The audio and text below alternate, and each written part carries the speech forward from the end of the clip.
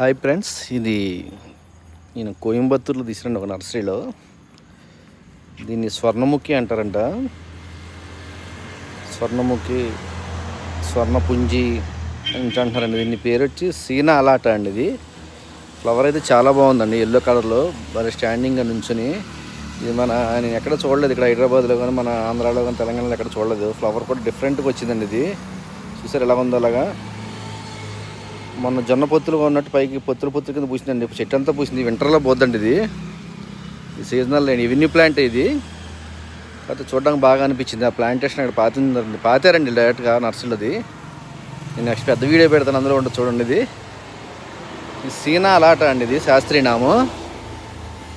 స్వర్ణముఖి అంటారండి వీళ్ళు ఎక్కువ. తెలుగులో అయితే మామూలుగా భాషలో స్వర్ణముఖి అంటారు. ఎవెన్యూ ప్లాంటేషన్ ఇది కొత్తగా వచ్చింది, చాలా బాగుందండి. ఇది దక్షిణాఫ్రికా చెందిన జాతి అండి. ఇది